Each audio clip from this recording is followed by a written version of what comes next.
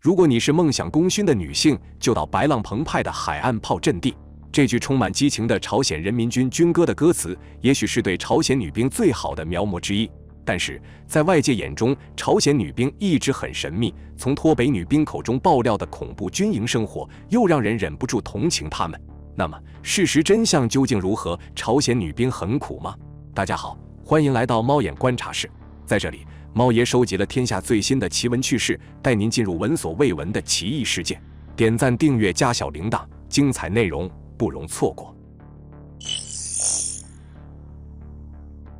根据朝方的资料显示，朝鲜女兵的雏形出现在上世纪30年代的抗日时期。1936年4月，朝鲜前最高领导人金日成曾带领朝鲜人民抗日武装部队的女兵连，在鸭绿江附近的一处树林里伏击。1946年2月8日，朝鲜第一所军事政治学校平壤学院创立，由金日成担任院长。根据2008年韩国出版的《朝鲜韩国创军史》中的介绍，平壤学院的下属构成中包括朝鲜的第一个女性中队，培养了30名女干部。同年7月8日，为了创立朝鲜正规军，朝方将平壤学院与保安干部训练所合并，改为朝鲜中央保安干部学校，女性中队延续保留。朝鲜战争期间，这30名女干部活跃在一线，不少韩鲜女性走上战场，负责医护、炊事、通讯等支援工作。1949年，金日成的夫人金正淑离开人世，她是朝鲜开国母亲，也是朝鲜抗日女战士的杰出代表。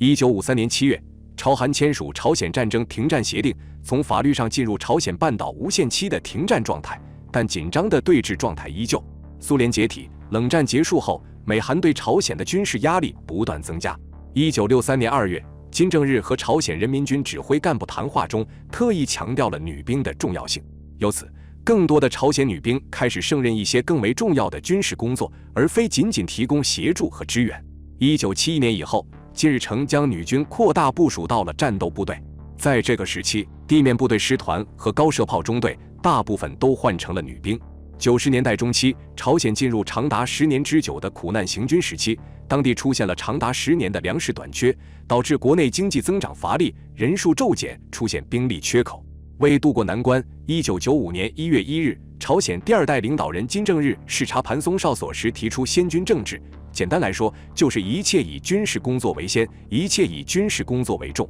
朝鲜人民军的地位得到空前提高，国防费用也随之大幅增加。金正日曾在多个公开场合表示，先军政治就是万能宝剑。在这样的军魂号召下，一大批朝鲜年轻人以成为一名军人而自豪。朝鲜政府颁布适龄女性自愿服兵役制的政策，越来越多的妙龄女性主动脱下红装换军装，成为军营中一道亮丽的风景线。朝鲜女兵编制而成的作战单位也变得更加多样化，出现了女摩托艇队、女飞行队等机械化部队。在艺术宣传队中，文艺女兵的比例达65%至70%。朝鲜2003年制定的军事服务法中明确写道，兵役对象的招募年龄为17周岁至25周岁，中学学历以上，男性需服役10年，女性为7年，是世界上最长的服役时间。不过，到了2016年底，人民武力部发布命令，将女兵的服役期减至5年。2004年，朝鲜虽然走出了苦难行军的艰苦岁月，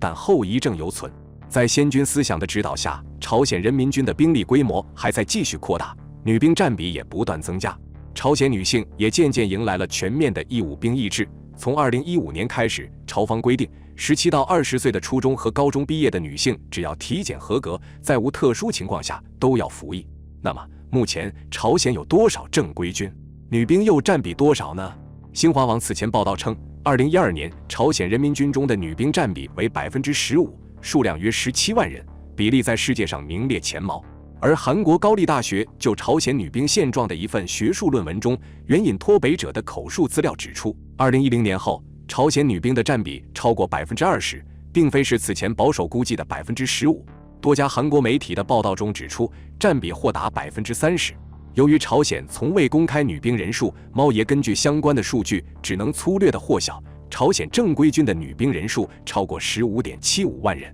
但这只是冰山一角。事实上，朝鲜女兵的人数之多，远远难以估算。除了现役女兵，朝鲜女性武装力量还包括红色青年禁卫军、劳动赤卫队、地方军等，可多达数百万人。金正恩掌权以来，朝鲜社会代表性的变化之一就是女性地位不断提高，朝鲜女兵也以巾帼不让须眉之势，活跃在朝鲜武装力量的各个环节。目前，朝鲜陆军的小口径高炮、高射机枪绝大部分由女兵操纵，海岸炮兵部队中半数以上都是女兵。在朝鲜空军编制中，大部分运输机、为数不少的轰炸机和米格21战斗机由女飞行员驾驶。2014年，金正恩视察空军部队时，对驾驶螺旋桨飞机的女兵下达操纵战斗机的指示，并命令培养超音速战斗机飞行员。仅过了1年多，朝鲜军队建设历史上的首批女性超音速战斗机飞行员便出色完成金正恩的视察和检阅，被称赞为英雄少女。虽然朝鲜军队中没有单独的女兵特种部队，但女性的比例也很高。有报道称，在人民军的特种作战旅中，有一个清一色的女兵侦察旅，名为牡丹旅，所有队员都会说英语。此外，据脱北女兵的描述，朝鲜几乎所有的隧道、地道和桥梁也都有女战士守卫。事实上，当一名朝鲜女兵并不容易。英国《每日邮报》于2013年7月29日就曾发表金正恩的迷你群机器人部队严格训练的朝鲜前线女兵，报道朝鲜女兵严格的军容和训练。报道指出，在军容方面，朝鲜女兵的头发都剪至齐颈的规定长度，连朝鲜家喻户晓的牡丹峰乐团成员也毫不例外。每一名女兵的右胸前都佩戴着1至2枚奖章，依据她们的服役记录而定，鞋上缠绕着礼仪丝带。阅兵式是女兵训练成果的最佳展示平台。每日邮报报道称，在纪念朝鲜战争停战60周年阅兵式上，数百名身穿迷你军裙的朝鲜女兵方阵步伐整齐划一，每一步都踢至同样的角度，每一步距离队伍的前一列都在数英寸之内，完美程度可以媲美机器人。这是长达数百个小时刻苦训练的结果。朝鲜女兵的生活条件也较为清苦。过去，女兵的营房狭小，缺乏规范的洗浴设施和厕所，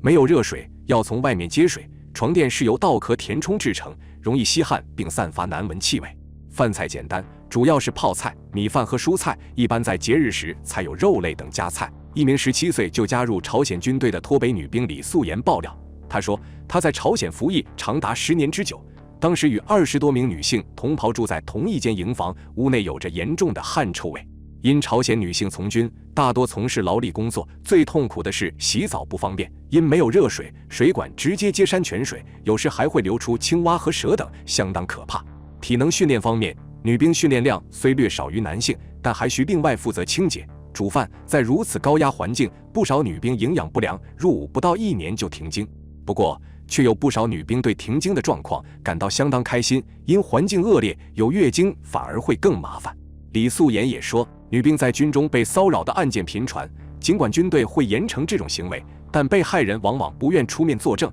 导致加害者很少受到惩罚，这都是因为女性在军队里没有地位。那么脱北者的话可信吗？猫爷觉得这就是仁者见仁，智者见智的问题。经常关注朝鲜话题的观众肯定能发现，所有关于朝鲜负面消息的新闻都是从西方或者韩国传出来的。当新闻或者报道跟政治、资本挂钩，那么事件的真实性就要有待商榷了。另外，外界对朝鲜的消息一直有着极高需求，这或许会让很多人产生动机，并向媒体夸大自己的经历，尤其当那样做会有金钱回报的时候。据外媒此前报道，朝鲜当局在不断改善女兵的生活，不少服役女兵用上了大铜牌卫生用品，一些空军女兵还得到平壤产的化妆品。虽然改善幅度仍然有限，但进步总是个好事。好了，本期内容到这里就结束了。你印象中的朝鲜是个什么模样呢？欢迎在下方留言分享。最后再求一波点赞和订阅。如果你喜欢我的影片，千万别忘了按下小铃铛，这样才不会错过接下来的精彩影片。我们下期节目不见不散。